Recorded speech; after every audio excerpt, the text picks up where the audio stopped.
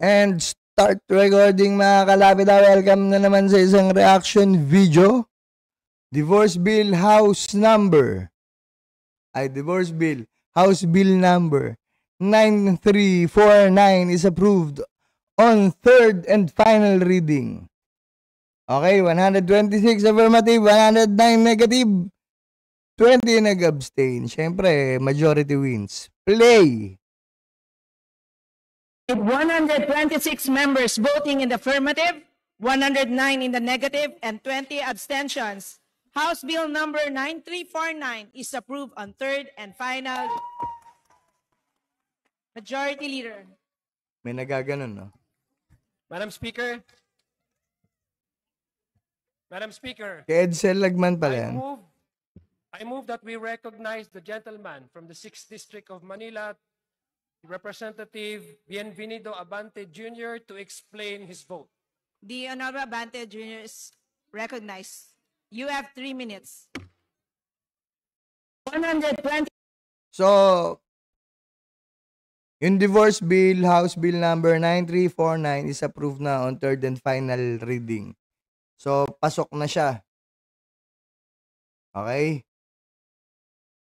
Pabor ba tayo sa divorce bill? Tsaka sa ganyan? Sa akin, okay lang.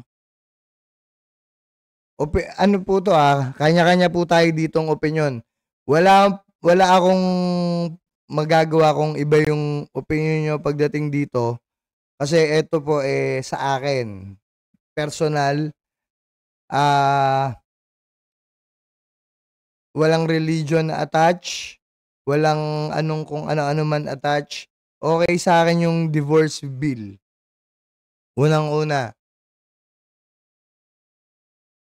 Kung nagmamahalan talaga yung dalawang tao, kahit may divorce bill pa yan, kung talagang matatag yung pagsasama nila, kahit may divorce bill pa yan, hindi mo na mapaghihiwalayan.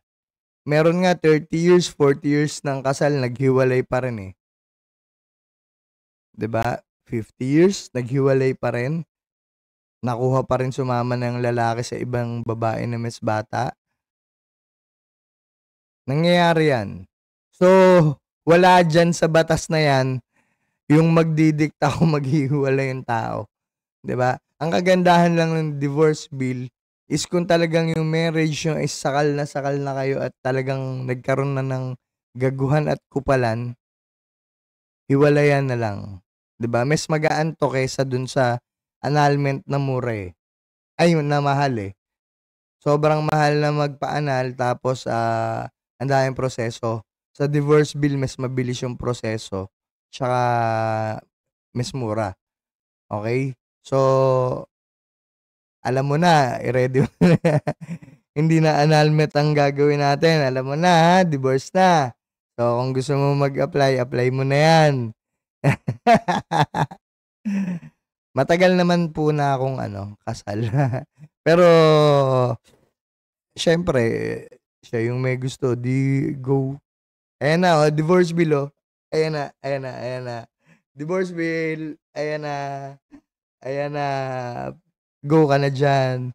Kagatin mo na yan. So, wala tayong issue dyan. Okay ako dyan. Kung 126 yan, ako, pumirma ako, 127 na po yung affirmative. Okay?